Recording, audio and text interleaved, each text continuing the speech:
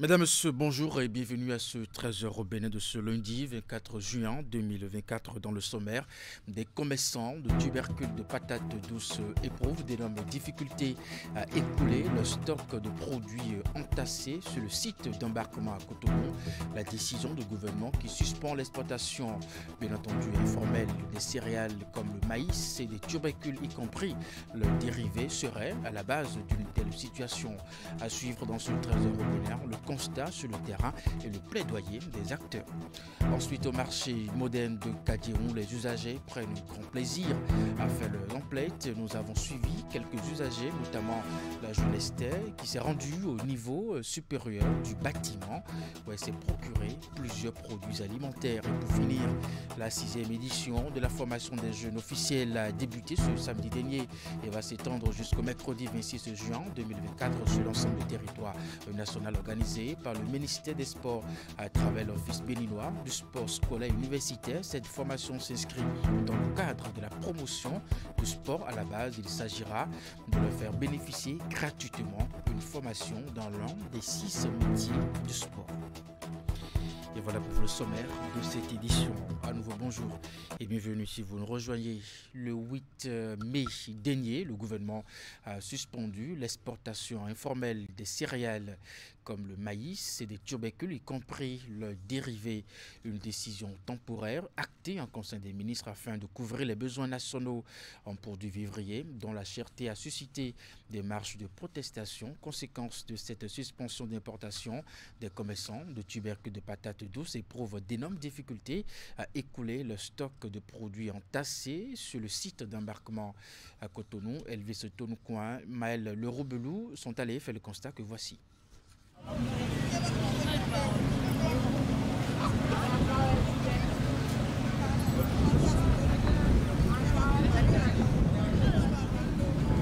Des dizaines de sacs de patates douces débarqués par terre ici depuis 2 semaines. Des commerçantes déboussolées tentent tant bien que mal de récupérer ce qui reste de leurs marchandises en pleine putréfaction.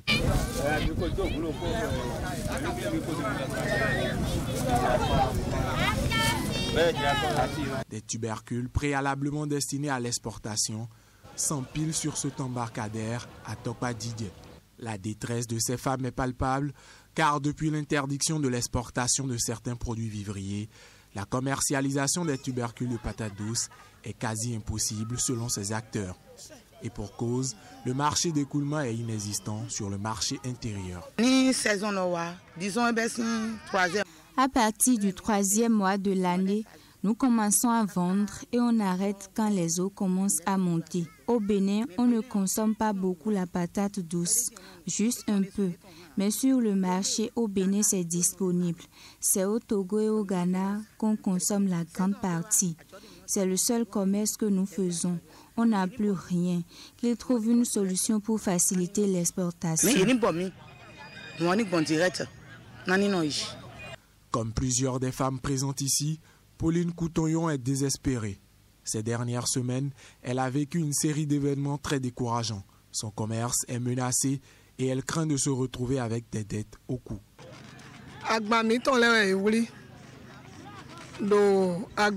Ce sont nos marchandises qu'ils ont arrêtées à Agoué et amenées à la douane de Koumé. Dans nos démarches, une semaine après, la douane nous a autorisés à récupérer nos produits. Quand nous avons ramené les sacs à Tokpa, les patates étaient déjà en train de pourrir. Voilà la situation qui prévaut. Où est-ce que nous allons trouver l'argent pour rembourser nos dettes à la banque?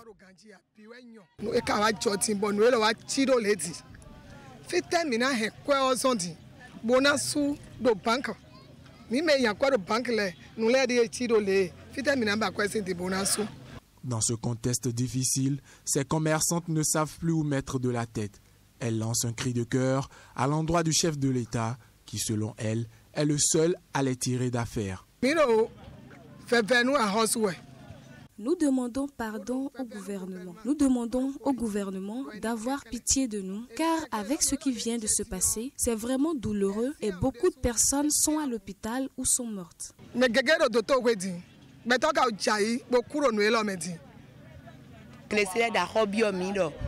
Les cultivateurs nous réclament leur argent. Voilà toute la marchandise qui est derrière nous en train de pourrir. Nous essayons de récupérer ce qui en reste. Nous ne savons pas où nous allons revendre ces tubercules. Nous demandons au chef de l'État d'avoir pitié de nous et de nous permettre d'exporter ces patates douces. Pour rappel, un arrêté interministériel en date du 7 juin 2024, co-signé par les ministres de l'Industrie et du Commerce, de l'Économie et des Finances et celui de l'Agriculture, de l'Élevage et de la Pêche, interdit pour une période de 6 mois la sortie du territoire national des céréales, des tubercules et leurs dérivés, notamment les farines et le gari. Et puis voilà, nous sommes à présent au marché moderne de Kadjiron. Les usagers prennent grand plaisir à faire les emplettes.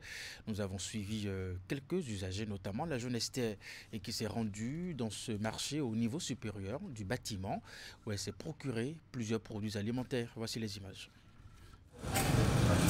Nouveau marché de Kadjiron. Il est 15h07 à Cotonou. Dans l'espace dédié aux produits manufacturés, une jeune visiteuse fait son entrée. Après une courte hésitation, elle se dirige vers un étalage.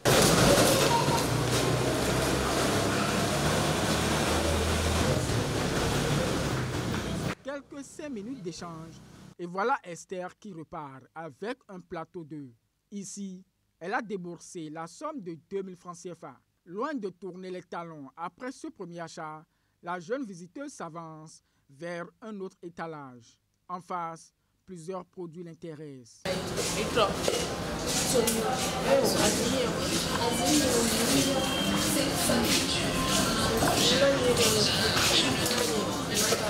Au bout d'un laps de temps, la jeune Esther tend à la vendeuse un billet de 2000 francs CFA, un 2000 francs et un autre de 500 francs CFA pour payer ses 2 kilos de riz, sa bouteille d'huile et ses boîtes de tomates. J'ai pris des œufs, du riz, de l'huile et de la tomate.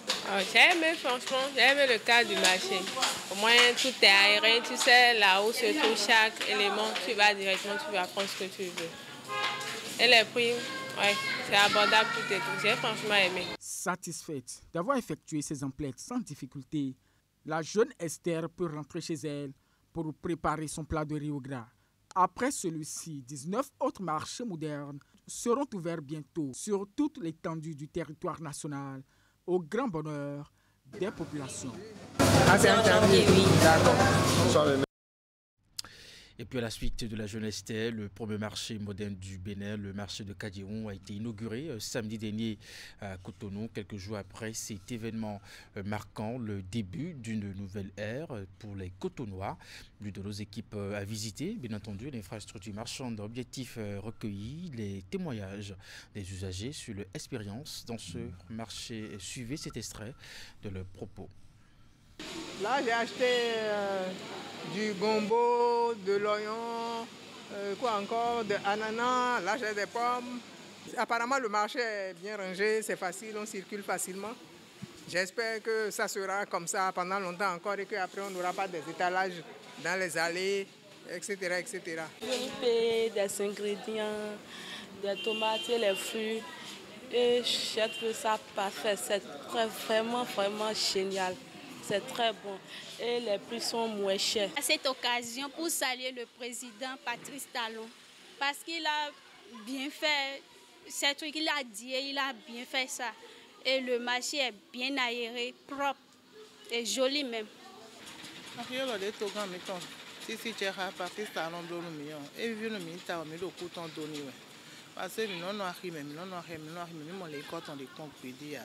Nous nous réjouissons d'avoir ce marché que le président Patrice Talon nous a construit.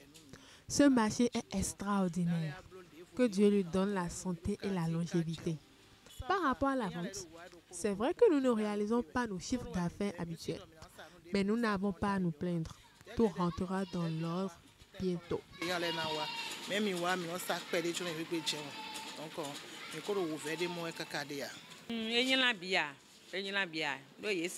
C'est pas mal. Les Cotonois se manifestent.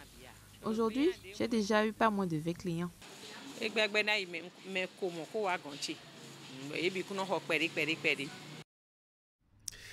Cérémonie d'inauguration du laboratoire vétérinaire de Boïcon. Les manifestations ont réuni du monde dans les locaux de la structure. Objet de grande liesse et d'engagement, le laboratoire a été entièrement réhabilité et équipé. Les travaux ont été effectués sur financement de la Banque mondiale. Ceci dans le cadre de la mise en œuvre du projet d'amélioration des systèmes de surveillance des maladies. C'est le témoignage des autorités au plus haut niveau d'apporter une réponse aux déficits criards en moyens matériels et d'investissement en capital du secteur de la santé animale. Les détails avec Imet Elena Moussou. Voici le nouveau visage du laboratoire vétérinaire de Boïcon-la-Bouvette. Le cadre est entièrement remis à neuf et équipé en matériel de dernière génération. Ceci est le résultat de 5 mois de travaux exécutés par diverses entreprises et qui ont été financés par la Banque mondiale à travers le projet régional d'amélioration des systèmes de surveillance des maladies REDICE. Le Labouvette, dans sa version rénovée, vient d'être officiellement mis à la disposition des usagers. Que ce laboratoire rafraîchi qui s'offre à nous, visuellement, dans toute sa splendeur, dans toute sa beauté, je voudrais souhaiter que ça reste ainsi longtemps. Avec la réhabilitation du Labouvette, je peux dire que cette structure dispose aujourd'hui d'un bloc administratif qui est distinct de celui qui abrite les unités de manipulation. Le Labouvette également dispose aujourd'hui d'un plateau technique qui est renforcé. Mais aussi, nous avons une innovation intégrée dans toute cette réalisation, c'est la prise en compte de la gestion des déchets biomédicaux. À la suite de la définition du mandat vétérinaire au Bénin, le projet REDICE s'est engagé aux côtés des acteurs pour apporter des solutions à certains des nombreux besoins identifiés à travers 3 axes principaux, dont l'appui logistique et technique, le renforcement des infrastructures et équipements des laboratoires et des services publics de la santé animale, puis le renforcement des capacités de coordination et de gestion du secteur de la santé animale. Avec ces infrastructures et équipements, le Labouvette pourra désormais améliorer de façon significative les prestations qui sont offertes aux acteurs de la santé, surtout celle animale. Nous venons de loin, de très loin, mais nous y sommes. À travers ce geste, il s'agit pour nous de soutenir non seulement les acteurs de Labouvette, mais tous les acteurs de la santé animale pour accomplir ou pour atteindre un résultat ambitieux qui est l'opérationnalisation de ce laboratoire, mais surtout sa mutualisation avec les autres secteurs pour que nous puissions optimiser la capacité d'utilisation de ce labo. Nous prenons l'engagement que les services vétérinaires veilleront à une bonne utilisation et bon fonctionnement du Labouvette. Dans ce cadre, des dispositions sont en cours pour renforcer l'effectif du personnel et former les agents sur le fonctionnement des nouveaux équipements de laboratoire installés. Heureux de se compter au rang des bénéficiaires des interventions du projet REDICE, personnel responsable du Labouvette et autres acteurs concernés ont promis faire le nécessaire pour l'entretien des lieux. L'inauguration des locaux vient compléter un important lot de matériel roulant informatique, de prélèvement et de laboratoire acquis pour une valeur de 2 163 184 249,3 francs CFA. Dans la suite de cette édition, l'association Pepco Bethesda a tenu ce samedi dernier sa première assemblée générale ordinaire de l'année à son siège à Cotonou. La rencontre a été marquée par l'adoption du rapport d'activité des instances dirigeantes. Elle a aussi permis à l'institution de définir de nouvelles résolutions pour des perspectives radieuses. Reportage.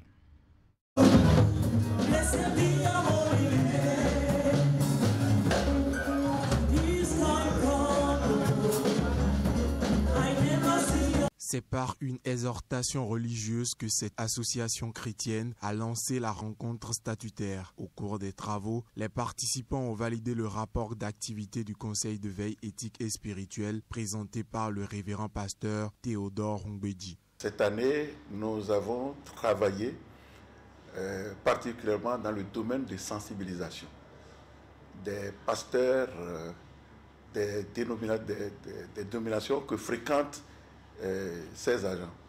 Donc on est allé les rencontrer, les sensibiliser et mettre l'accent sur leurs responsabilités dans le suivi de ces agents qu'il recommande à Pepco Bethesda. Du côté des résultats, le rapport de gestion présenté par le président du conseil d'administration indique aussi, chiffres à l'appui, une amélioration des performances. Nous avons connu beaucoup d'améliorations par rapport aux autres années et nous pouvons aussi dire que nous avons fait quand même un résultat qui n'est pas mal, et aussi les résolutions de l'Assemblée générale et les recommandations qui étaient devenues des résolutions ont été exécutées pour la plupart. Pour le directeur général de Pepco Bethesda, l'association ne fait qu'amorcer ainsi son ascension vers un avenir radieux. On a fait un parcours dans l'année et nous travaillons déjà sur un certain nombre de défis, notamment le contrôle interne, le SIG, le système d'information de gestion, et les défis de mobilisation de ressources appropriées. Et c'est sur ces défis surtout que nous allons fonder nos perspectives et nous allons réussir certainement l'année 2024. Les partenaires présents ont salué les performances de Pepco Bethesda. Pour faire son pas de géant parmi les grands, Pepco est un partenaire du FNM sur plusieurs produits, notamment le microcrédit à la FIA.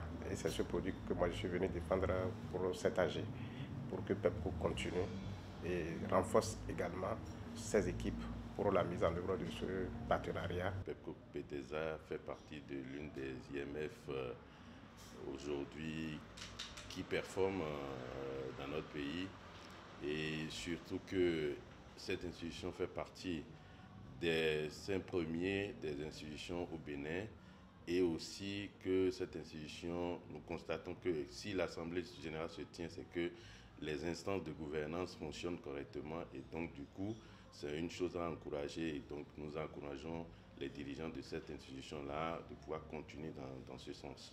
Les participants se sont séparés sur des résolutions visant à améliorer les performances et les conditions de travail. Elles seront évaluées au bout de 6 mois à la prochaine Assemblée générale ordinaire.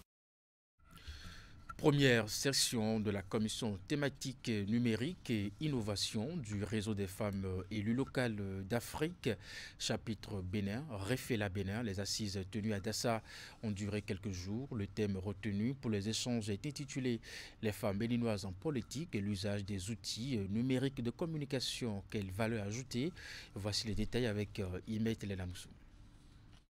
Des femmes élues locales pour la plupart, elles sont ici entourées de bien d'autres acteurs, dont des représentants du réseau Aoline et de l'association des blogueurs du Bénin. Ce rendez-vous de Dassa est la première d'une série prévue pour se tenir au cours de l'année. Il consacre la première session de la commission thématique numérique et innovation du réseau des femmes élues locales d'Afrique, chapitre Bénin, Réféla Bénin.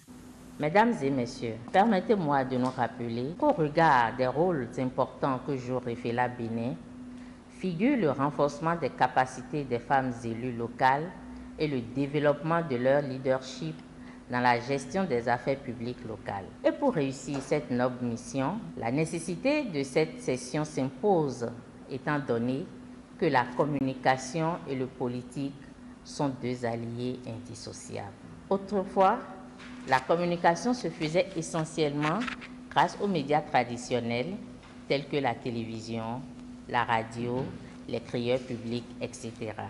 Mais de nos jours, elle s'est digitalisée avec l'apparition de plusieurs moyens de communication numérique. Il devient donc impératif pour tous les élus de savoir s'en servir, et particulièrement pour les femmes élues locales qui mènent beaucoup d'activités politiques, mais malheureusement, lesquels demeurent invisibles pour défaut d'utilisation des réseaux sociaux numériques. Les échanges sont placés sous un thème principal formulé ainsi qu'il suit.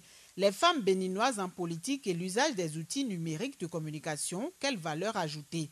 Étalée sur quelques jours, la rencontre offre aux participants l'occasion d'apporter des éléments de réponse au thème objet des débats afin de mettre à la disposition des femmes engagées en politique dans le pays les approches ainsi que les mécanismes pour une communication efficace et efficiente. Les réseaux sociaux numériques sont de puissants vecteurs de mobilisation où se retrouvent les mêmes obstacles de notre société, ralentissant la présence des femmes dans les instances décisionnelles. Il est donc devenu essentiel pour des acteurs politiques de rester visibles et actifs sur les réseaux sociaux. Cependant, pour quelle efficacité et avec quelle éventuelle limite pour ce qui nous concerne, nous, femmes politiques, il serait judicieux de trouver les approches et mécanismes nous permettant de soigner notre communication politique et de mieux orienter notre combat pour l'amélioration des droits politiques de la femme. Avant de conclure, Lucie Sessinou n'a pas manqué de remercier les partenaires techniques et financiers.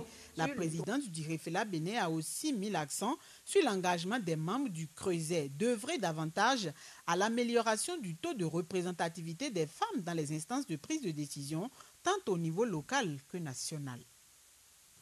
Nous allons à présent terminer cette édition par le sport. La 6e édition de la formation des jeunes officiels a débuté ce samedi dernier et va s'étendre jusqu'au mercredi 26 juin 2024 sur l'ensemble du territoire national organisé par le ministère des Sports à travers l'Office béninois de sport scolaire et universitaire. Cette formation s'inscrit dans le cadre de la promotion du sport à la base.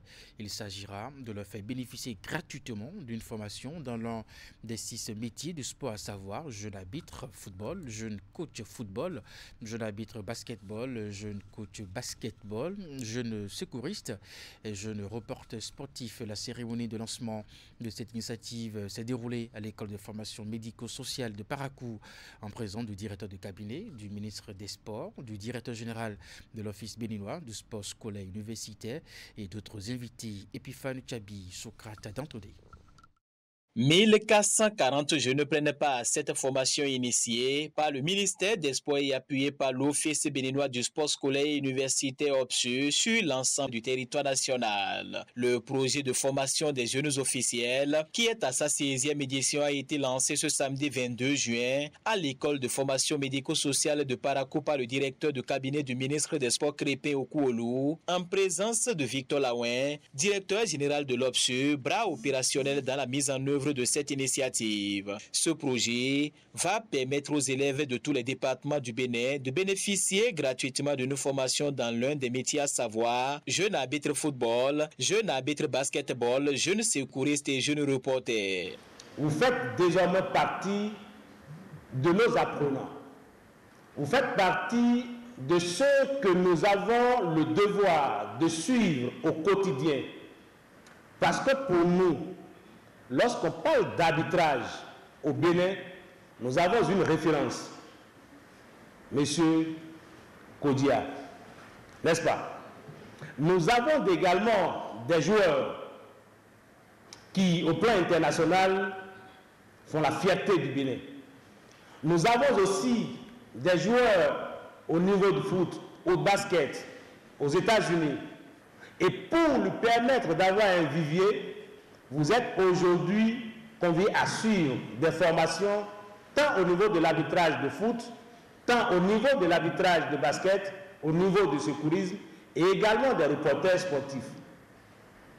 Il a besoin d'avoir cette liste de ceux qui se sont révélés, ceux qui ont des potentialités pour lesquelles les formateurs ici présents ont le devoir de les faire rêver. En procédant à l'ouverture de la formation, le directeur de cabinet représentant le ministre Benoît Dato en charge des sports a rappelé l'engouement qu'a connu ce projet cette année. L'OPSU a recensé un peu plus de 10 530 candidatures, toutes disciplines confondues. Aujourd'hui, chers apprenants, vous disposez des formateurs chevronnés qui sont disponibles à vous transmettre le savoir pendant 5 jours, à l'issue de laquelle vous serez à nouveau évalués et seuls 10 seront retenus par département. Vous pouvez tous donner le meilleur de vous. Faites rêver nos jeunes. La formation qui se déroule dans les 12 départements du pays va durer du 22 au 26 juin 2024. Au terme, ce sont 10 officiels qui seront retenus par catégorie à l'issue d'une évaluation écrite et pratique. Le meilleur de chaque département et par discipline suivra un stage de 6 mois et sera enfin apte à officier dans les championnats scolaires, universitaires et même nationaux. Et puis voilà, c'est la fin de cette édition. Madame, Monsieur, merci de l'avoir suivi, de votre fidélité à nos programmes. Retrouvez notre bulletin à 16h, notre grande édition de la soirée, bien entendu à 19h30. Passez une très bonne journée, à très bientôt.